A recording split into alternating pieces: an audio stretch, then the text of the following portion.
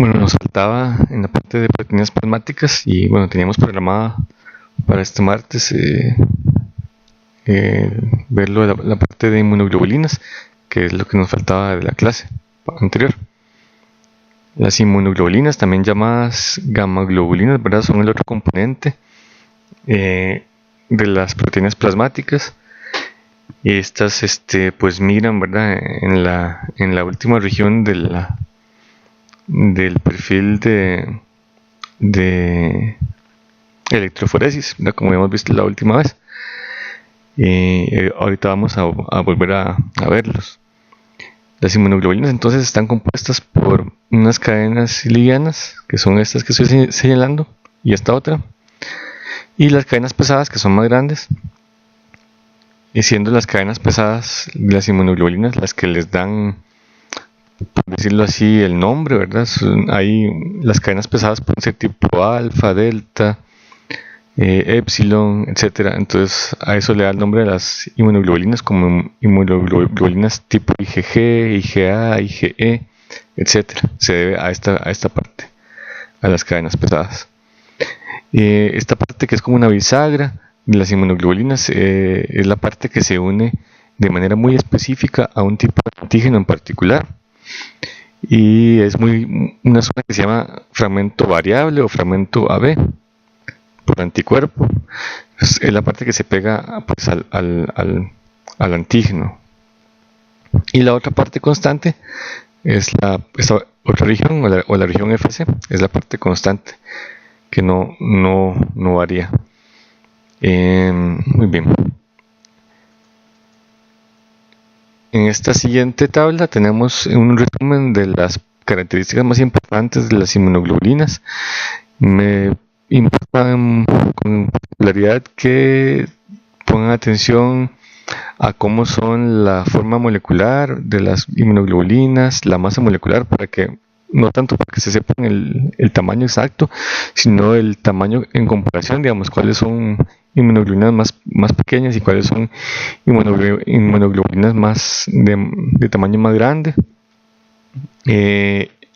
Más o menos el porcentaje que representan con respecto al total de inmunoglobulinas en el suero, ¿verdad? En la sangre, que es este valor acá, estos valores. Y también pues la vida media aproximada de estas inmunoglobulinas también va a ser importante. Y en esta parte de la tabla, que es una tabla que resume, ¿verdad? Todas las características, también está la parte, sobre todo, que me es muy interesante, las propiedades biológicas también, ¿verdad? Que más o menos como las funciones más importantes. Todo esto es como un resumen de lo que vamos a ver ya casi. Entonces, en esta otra diapositiva pues observamos algunas causas de aumento o disminución de las inmunoglobulinas en general, ¿no? Entonces vamos pues a ver y explicar un poco de cuáles son esas causas. Entonces algunas causas de aumento de las inmunoglobulinas son por supuesto las enfermedades infecciosas, ya sea agudas o crónicas, en donde pues ante el ataque de un agente infeccioso, pues las inmunoglobulinas son producidas por las células plasmáticas, como ya conocemos, y van entonces a aumentar en el plasma. Generalmente esos aumentos de inmunoglobulinas no llegan a ser unos aumentos tan dramáticos, están un poco por encima del nivel normal, es evidente, pero no son aumentos enormes, ¿verdad? De inmunoglobulinas. Las enfermedades del colágeno, haciendo referencia, ¿verdad?, a las enfermedades pues, que ya estudiaron ustedes con el doctor Chacón, las enfermedades autoinmunes y reumáticas, entonces también, ¿verdad?, me va a producir pues por diversas razones la activación del sistema inmunológico frente a ¿cómo decirles? Frente a a proteínas que son propias del cuerpo, en este caso el colágeno, y entonces hay ataque de inmunoglobulinas o anticuerpos, ¿verdad? contra ese colágeno. En las enfermedades hepáticas crónicas, pues también, ¿verdad? Está ocurriendo pues algún grado de destrucción del parénquima hepático por la enfermedad crónica, ¿verdad? Podemos hablar aquí de las hepatopatías crónicas virales, hepatopatías crónicas como por ejemplo la cirrosis, etcétera. Pues aquí en este caso es interesante, ¿verdad?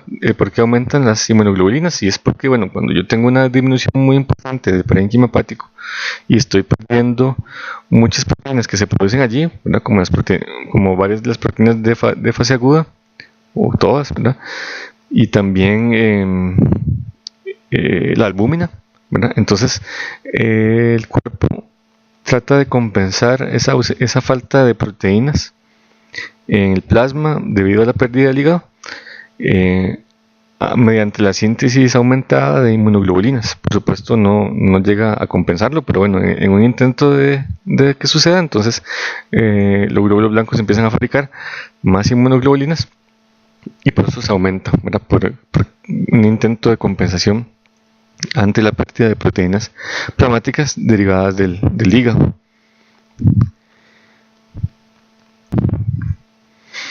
Y finalmente algunos linfomas, que son más o menos como decirles, ¿verdad? Digamos cáncer de las células de la línea linfoide, ¿verdad? A nivel de los ganglios linfáticos, y que pueden contar, ¿verdad? con una producción aumentada de inmunoglobulinas. También, ¿verdad? Al tiempo que están aumentando esas células, ¿verdad? Que se han vuelto cancerosas, pues aumenta la producción de inmunoglobulinas. Y también algunas leucemias mieloides, en donde también se producen pues algunos componentes de las inmunoglobulinas de manera aumentada. Después, causas de disminución de las inmunoglobulinas, también hay varias. Como olvidé decir entonces que en el caso de los linfomas y leucemias mieloides, pues de algunos de esos tipos, pues ocurre aumentos que tal vez sí pueden ser más importantes de las inmunoglobulinas. Entonces a veces ese aumento grande de inmunoglobulinas, y sobre todo si aumentan algún tipo muy específico de inmunoglobulina que aumenta muchísimo, pues uno puede también pues ayudarse también como sospecha para algunos linfomas y leucemias. Las inmunoglobulinas también se pueden ver disminuidas por diferentes razones. El tratamiento con los esteroides, hay varias razones por las que los esteroides disminuyen las inmunoglobulinas, y eso tiene que ver pues con los efectos que tienen los esteroides, tanto a nivel de transcripción genética como también a nivel de la migración de las células del sistema inmunológico hacia los tejidos y hacia la sangre. Entonces los esteroides disminuyen esa migración, y además pues también van a actuar disminuyendo la síntesis. El síndrome nefrótico, también hay pues un aumento del catabolismo de las inmunoglobulinas, se destruyen más, y además este síndrome nefrótico, que vamos a estudiar un poquillo después también, en este síndrome hay daño a la membrana del glomérulo y se pierden proteínas por la orina. Entonces también además de que se pierde albúmina y otras proteínas, pues también se pierde las inmunoglobulinas. Sí, ¿verdad? En el linfoma linfocítico,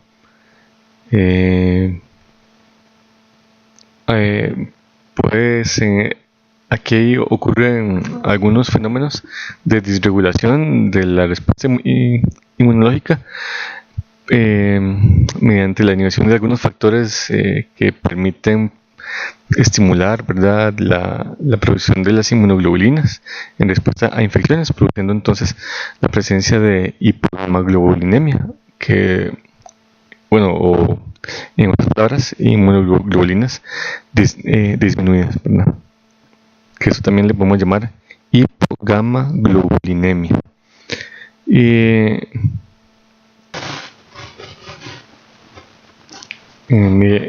Mieloma múltiple de cadenas livianas, pues tenemos en varias ocasiones cursa con disminución de los estímulos para las células plasmáticas para producir ¿cómo se dice? Inmunoglobulinas. Aunque en un principio, ¿verdad? El mieloma múltiple justamente consiste, ¿verdad? Es un tipo de proliferación, digamos, cancerosa, ¿verdad? De células plasmáticas, produciendo más cantidad de inmunoglobulinas, que produciría más bien un aumento en un 20-40%. También va a suceder que esas inmunoglobulinas en exceso, esas cadenas livianas, van a dañar el riñón y van a producir finalmente pues pérdida de proteínas por la orina. Además de que hay una disminución de las en el transcurso de la enfermedad habrá finalmente una disminución de los estímulos de citoquinas para la producción de la estimulación de las células B para empezar a producir inmunoglobulinas. Entonces al final pues cursan más bien con hipogamaglobulinemia o globulinas pues bajas, inmunoglobulinas bajas o disminuidas. Y finalmente la última causa, pues algunos trastornos genéticos más raros, ¿verdad?